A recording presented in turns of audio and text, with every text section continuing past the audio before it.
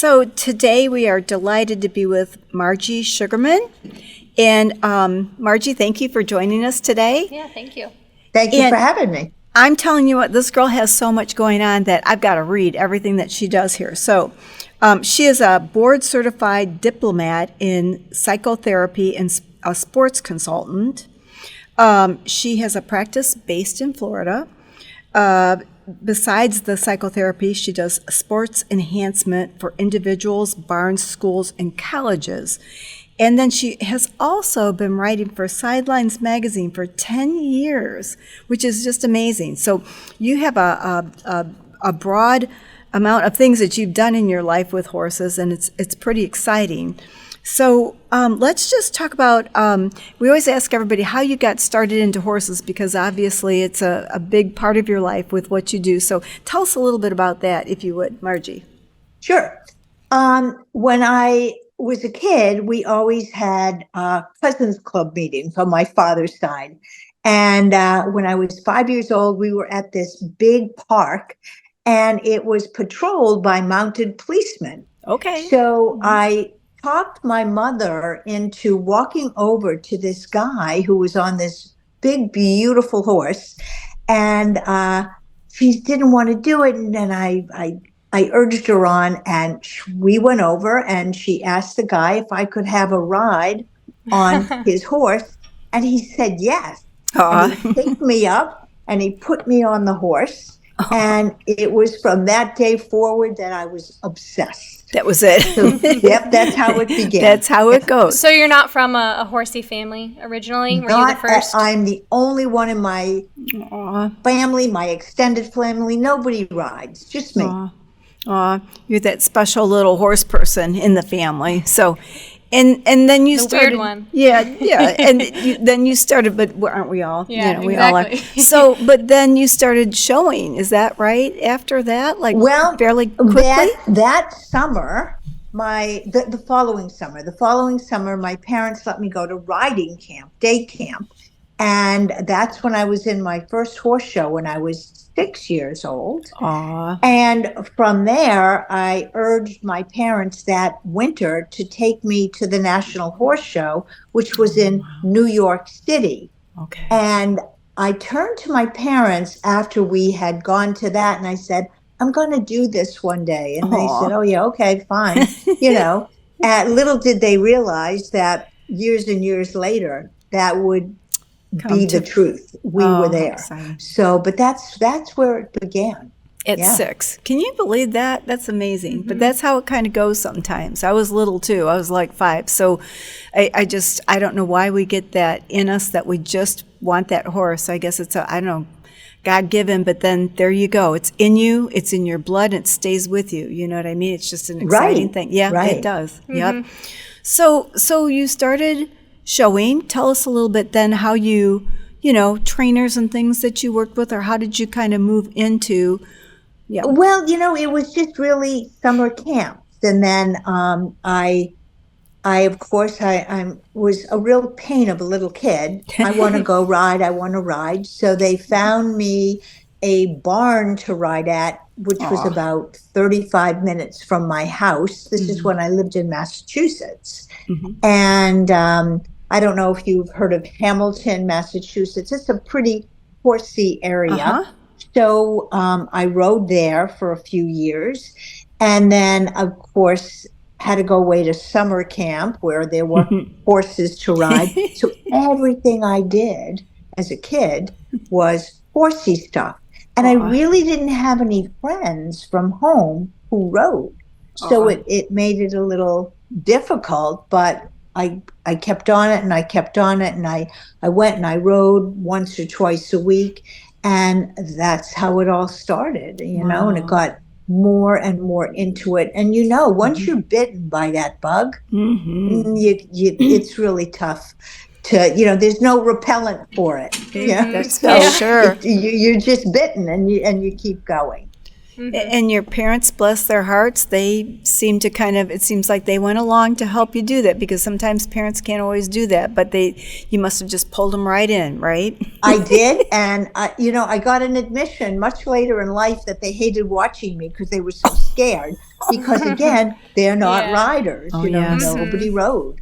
But Yes. they did it. I think they closed their eyes when they were at shows, but Aw. they went right along with it. Wow. And it just sort of, maybe in a way, it was something that just fed a little more independence for me. I was a really pretty independent kind of kid. So it just fed right along with it. Wow. So as time went on, now did you start right in with the 100 jumpers, or was that like your love, Yeah, or what? Okay. it was right Okay. away. It was the 100 jumpers. Wow. But I never had my own horse. So, you had to ride with the barn, Yep. or you had to be with someone, have friends who had a horse and let you ride. Yeah. And I started to develop those kinds of friends as I got older and I could drive.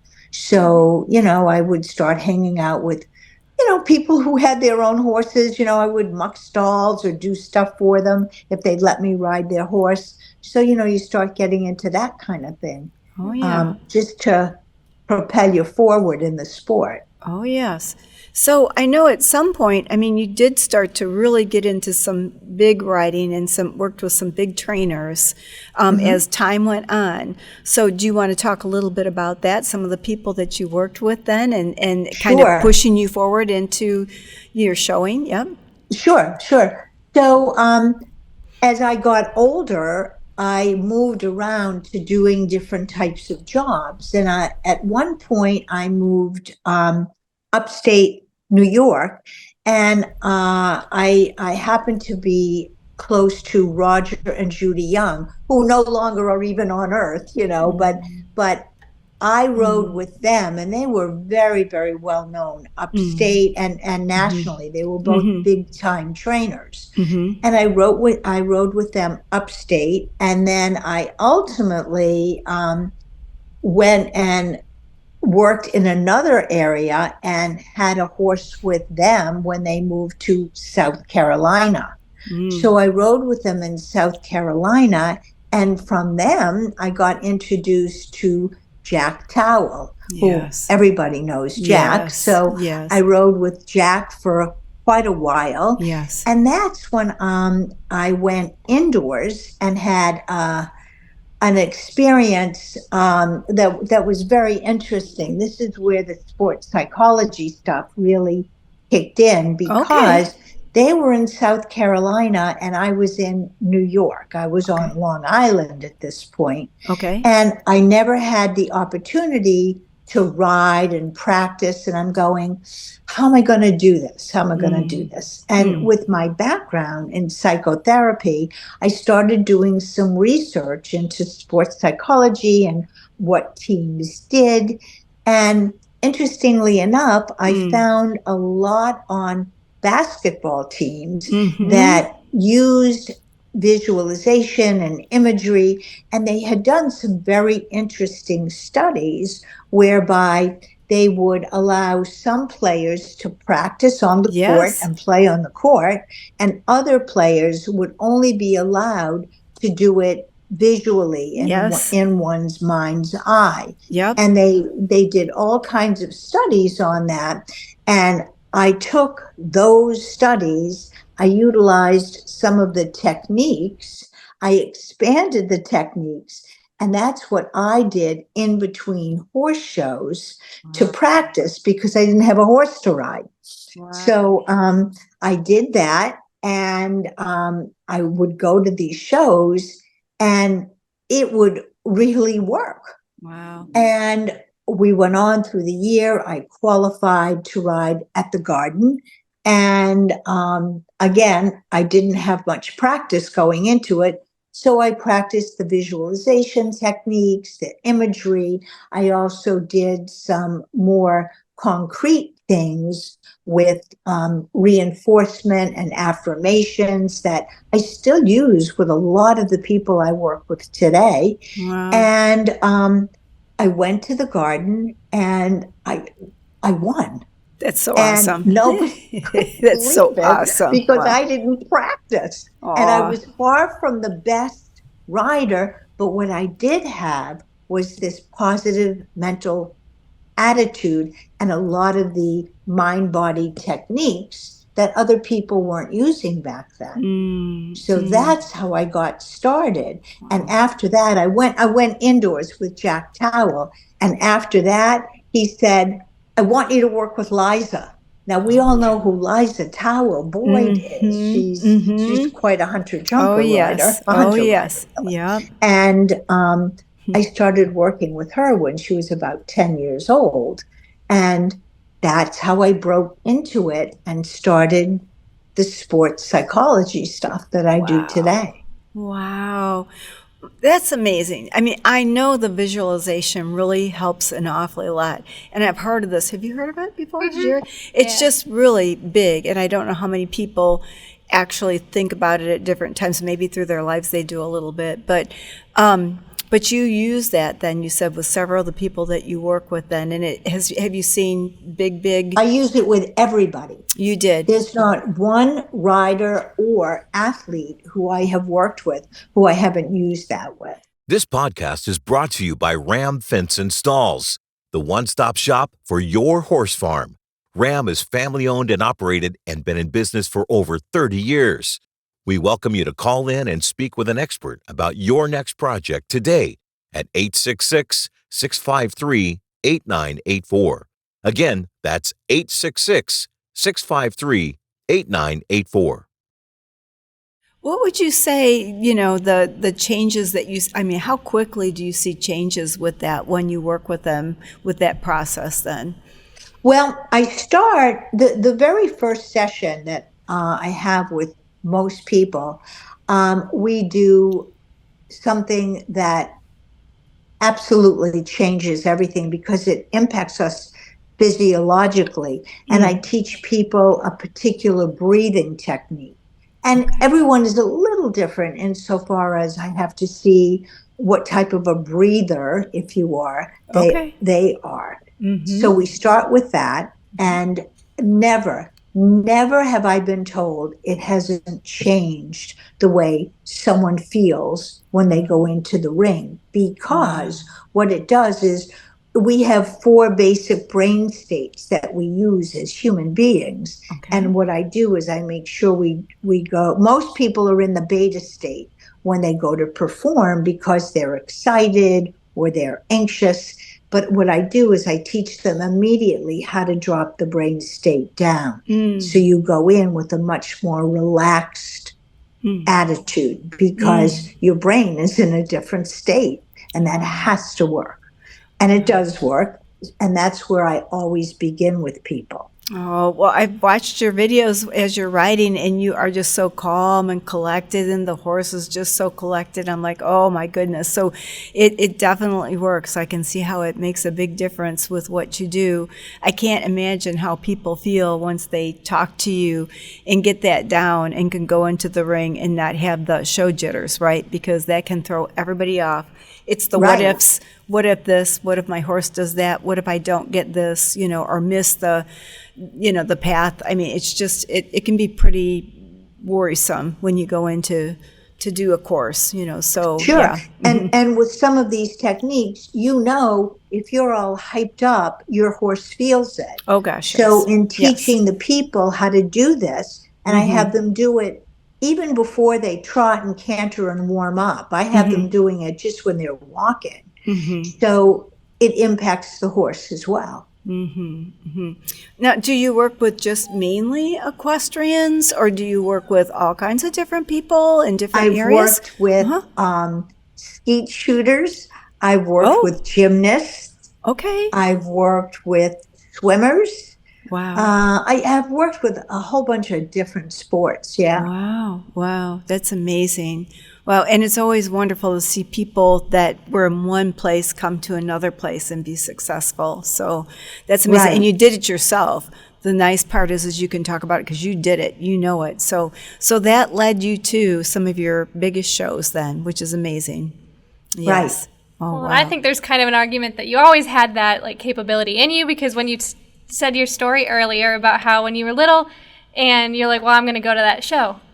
and then, years in the future you kind of were practicing what later became your technique, Very true. just like innately a little Yeah. bit, like you laid the foundation just with who you are. Yeah.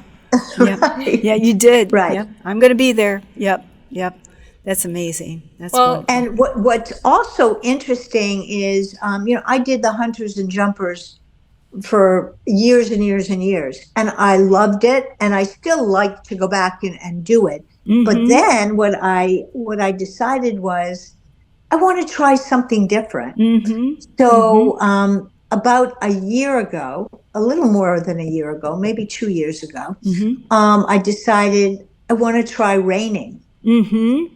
Mm-hmm. So now I'm doing reining, and I have to tell you, it is just so much fun. Aw. And I think because I did what I did in the hunters and jumpers, and I said I just want to try it, and there's no pressure at all.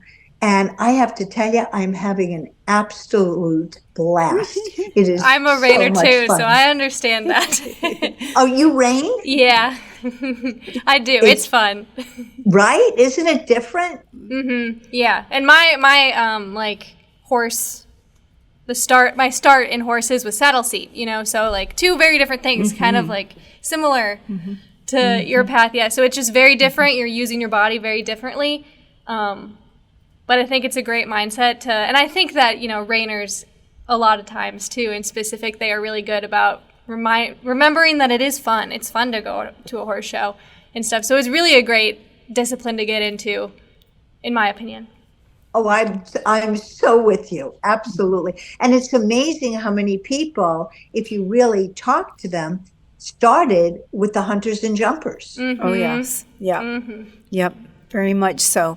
And I think a lot of people just choose a discipline and stick with that or feel that they have to. But boy, once you try another discipline just to see what it's like, it's all riding horses. It's all just a little different, maybe technique or something that you do a little bit. It's all on the horses, and it's so much fun. I just think it's wonderful to try some different things sometimes and find out what it's like to sit in a different saddle, different reins where the reins are and that type of thing. And I think it's good for people. You probably know yourself as well too. You kind of get into that groove of what you're doing, and then you make a new groove for something different, which is good for us too. I'm sure mentally, to try to. It's a challenge. And to make yourself a well-rounded rider, Yeah. Right.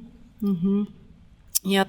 Both are so good. I think you learn a good seat with both disciplines, but also too, I think, balance maybe a little bit more from one and then into the other. There's a whole technique that's different with it. It requires balance as well. So. Right. And I think the other thing that's very interesting is they're all horses, but they're trained so differently. Oh, yes. And I don't know about you, but I know we used to have some English horses, and we used to say, we're going to send them to the cowboy. And you would send them off literally to a cowboy, and the horse would come back, and it's like, whoa, what did you do to teach this horse this ability, and work through their issue, if you will. And it's interesting now riding with some cowboys to see what they do and how they do it. I just find it so fascinating. Yeah, That's I think wonderful. one of my biggest eye-opening things with reining once was I was talking to someone who is more in the all-around world, and he was out riding one day, and he was and he's a trainer, he's an all-around trainer, and he was like, the first time I got on a reiner, I really thought, wow, I'm not good at riding horses, because they're just so particular, and every part of the body can move independently of all the other parts and stuff. So just riding them, it looks easy when you're doing it right, but it can be very difficult. Yeah. And stuff. And I think that's a cool thing about, reining and learning reining, is because it looks easy, but it's not. Oh yeah. And the muscle memory that one takes from a different discipline, it kicks in when you don't want it to. Yep. Yeah. Very I much feel so. that for sure. Aw. I had to Right. unlearn a lot of bad habits. Right. And on the English side, it wouldn't have been so bad, or on another venue that you were riding. But when you take it to a new discipline, it's like, we can't do it, and it's like, whoa, come on. It took so long to make it muscle memory, and now we want Yep. to unlearn it and learn Exactly. something new. Yeah. So, but it's very interesting. I work with some people who, from different venues or different, like skaters, they have to unlearn things and relearn things. So it happens in every possible, athletic venue that you're in. You go, or you go from one trainer to another trainer, Oh, yes. and they do things differently. Oh, yes. Yes, very For much sure. so. Yep. It's a big learning curve, but a lot to learn, and it's a challenge, which good. makes it fun. Yeah, it makes it a lot of Right. fun. Very nice. Well, now also too, we'll just say that you are a writer too, and you write for Sidelines as well. Is that correct? And you've done that for several years as well. Yeah, I've done that. We were trying to figure it out, so we figured out that it's between 10 and 15 years I've been Wow. writing for them. Wow. Yeah. So I bet you've met a lot of people through doing that too then. I mean, do you do interviews or write about, the discipline itself, or, articles on informing people, or what do you do? A lot of that? I don't interview people. I've had one girl who was a client of mine, and she was kind enough to share something that she had experienced, because you work with a lot of the big kids, and it has to be, you present in a certain way, you have to look a certain way. So there's something that's called the big diet. And she experienced an eating disorder through working in how can you put it? Well, just working through wanting to show big X. And because of that, she had to be trim and fit and look the part. So she presented something after her experience of being hospitalized because she wanted to lose weight. And I did an article on that got a lot of feedback. Oh, my goodness. Yes. And I'm sure there's a lot of that goes on that people could relate to. So that was a good article. Right.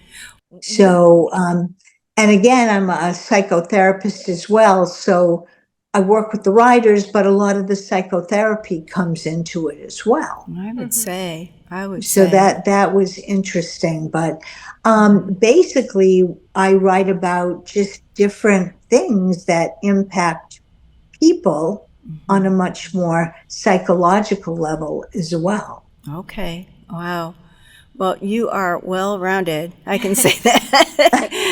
Well, I have a question for you, kind of related to the psychology of it. Do you think that your job, so to speak, has gotten harder with the rise of social media? And like, I know when I go on TikTok and I'm scrolling, every other video is like a horse, someone's like, round or something like that, and the comments are all just like critiquing that person. Yeah. So do you think that like the mindset of riders, especially young riders, is like different now than it has been in the past? Like if social media is having a negative impact on it, or It's a good any question. thoughts on that? Yeah. I think that what's happened is because kids can get on and look at other things, I think it puts more pressure on younger people that they didn't have before, because, they get on and they see what other kids are doing and they want to do it. Whereas before, it was only going and experiencing it. Yes. Now they can see it as well, and that puts more pressure on them. And, like, So the answer is stew with yes. it. Yeah. That makes a lot of sense. Yep. Yeah, Yeah. very much so. Is there anything that you want to tell our listeners about what you do, or what you've experienced that you feel we don't either talk enough about, or just like Jade's question, things like that you think is important that you'd like people to know? I think what's happened is, and the word pressure, I think there's been a lot of pressure put on these young kids, or anybody for that matter. And I think that what we have to remember is it's supposed to be fun. Yes, very much so. And we lose that one word when we are going, because we put so much pressure, and you have to win. And it's not about the winning, it's about having fun. Very true. Very, very and true. And I think that if more trainers and people in whatever venue you're in could remember, this is about fun. Yes. And I think that would be so much healthier for these people, kids who are riding. Yeah. Couldn't agree with you more. I think that's true in many things in life. So, well, thank you so much. And what we're going to do is we're going to take a short break. And then when we come back, we'll do Canter Banter. Do you have horses and live the equestrian lifestyle? Be sure to check out our blog at yourhorsefarm.com. Yourhorsefarm.com is a great equine online resource. So be sure to share with all the horse lovers in your life. And remember, laugh much and ride often. All right, now we're back, and this segment is our Canter Banter. So we'd like to ask you, do you have anything that you'd like to share with our listeners that would be something that, a good story, or something that's a little funny about, some of the things that you've done? Because I think there's humor in everything we do. So is there anything you'd like to share? Yeah, this happened to been when I switched and decided to try some reining.